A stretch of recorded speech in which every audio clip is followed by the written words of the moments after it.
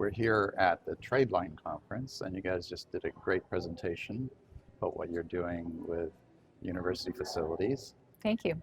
Gerald and Linda. So thanks for joining us here for the Asset Leadership Network. So I'm going to ask one question, but then I'll let you just launch into telling us what you did. But we're curious of what your definition of an asset is. So maybe Linda first, and I'll give you my mic. And you can... So we often think about assets being physical, buildings or open space. But as we've been working with the University of Missouri, one of the best and most valuable assets has been the process.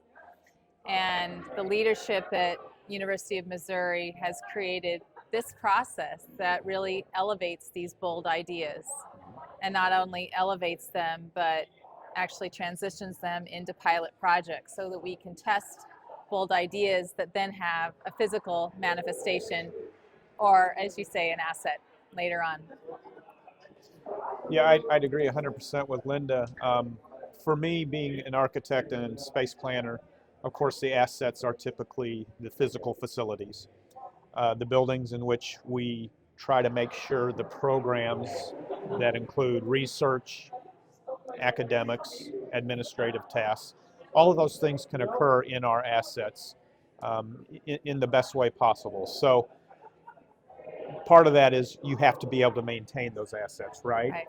And that's where we've had the big challenge at the University of Missouri. And it's not just at the University of Missouri, but I'm sure it's almost any place, both private sector and public sector, where you have a large portfolio of space and you have a limited amount of funding to maintain that space properly. So our process for our assets has been to determine which assets are worth keeping and or renovating and improving, and which assets are not worth the investment. The return on investment is not there. We've had a process at the university for years where we've evaluated the condition of our space, and that was sort of the basis or the initial look that we took at space, right, Linda? It was, well, we've got this many buildings that are above a facility condition needs index of 0.4 in our case, meaning it would take 40% of the replacement value of that building to actually fully renovate or replace it. Anything at that point or above we consider poor performing, or possibly or probably an asset that wouldn't make sense to make that investment, as opposed to removing that from our portfolio and investing that money into better performing buildings or new space that's then purposely designed for what we need it to be used for. And Linda can expand on this some, but what we found is that we had a fair amount of buildings that really couldn't reasonably be repurposed to accommodate modern academic needs and research needs. Agreed. I think one of the things we did initially is focus on the questions.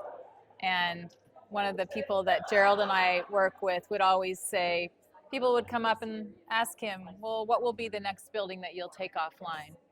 And his response was, it depends on what question you're asking me to answer. And so really thinking about which questions will help us make the most change on the campus and provide that progress has been an important part of what we've done together. And then, as Gerald mentioned, once you have one of these buildings that is poorly performing, you then try to understand what is its kind of best renewed life, which may be demolishing it, but it may also have historic or locational characteristics that makes so that we want to save it, we want to renovate it. And in the case of Mizzou, we did that only when we knew that we could add 15% or more usable space to that building. Then it became a candidate for renovation. And there were several other parameters that we looked at when trying to determine which buildings we might take offline or divest or demolish. In some cases it was location.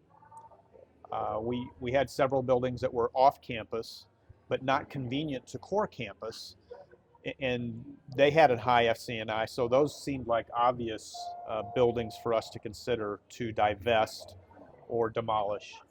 Other buildings that we sort of strayed away from were primarily research, buildings that had primarily research space in them, mainly because of the cost to update or renovate research space in buildings, and or to replace that space with more research space if we were going to take that building out of commission. So we had a limited budget, and so we started to shy away a bit from research space for now, and focused on administrative and academic space.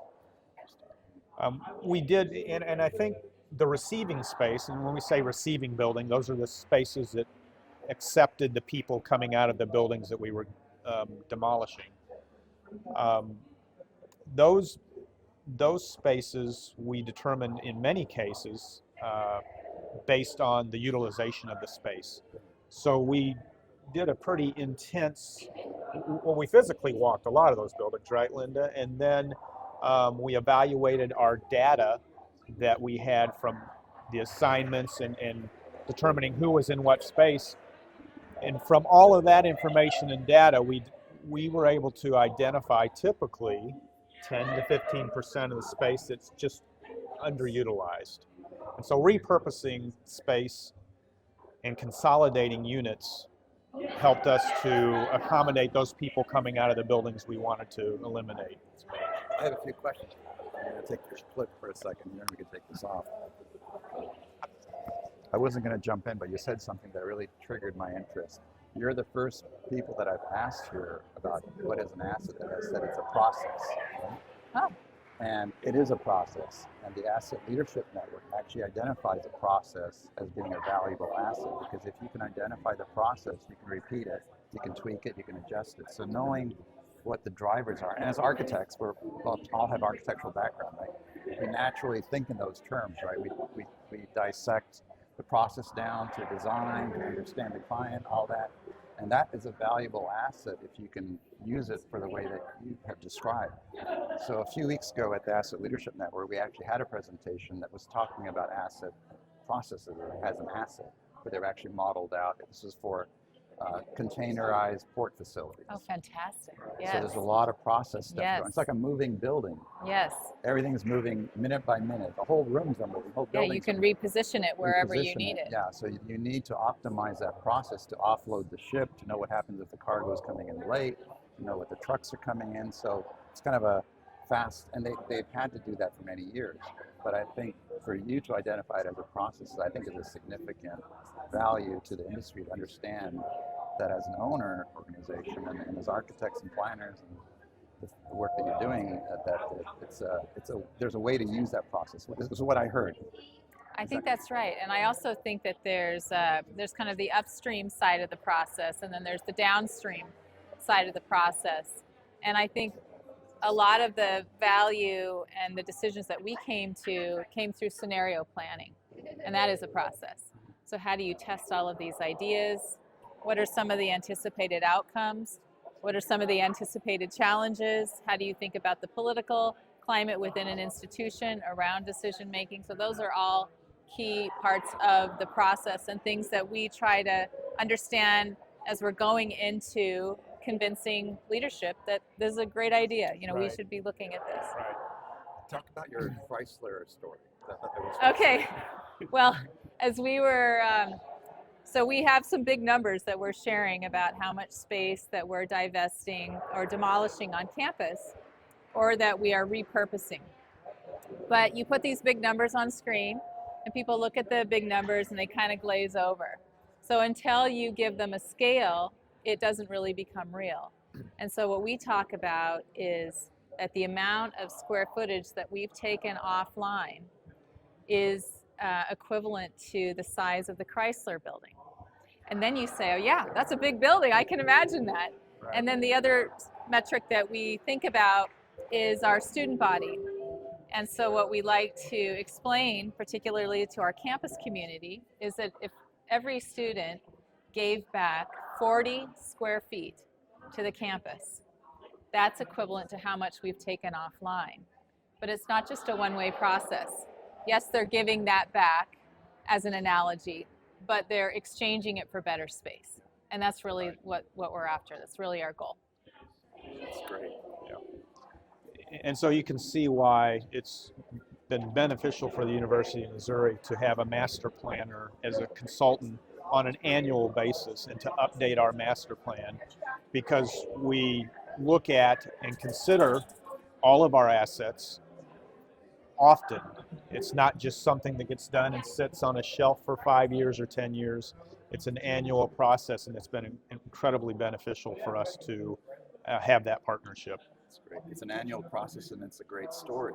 It's an ongoing story. That you It have is an to ongoing story. Keep that string. Right? Yes. That's right. So thank you very much. Thank you. For being at the Trade Line Conference and for Absolutely. standing next to me so I can get some mics and letting us take your time this afternoon on the last day of the show to give us a great wrap up. Thank Our you. pleasure. Thank you.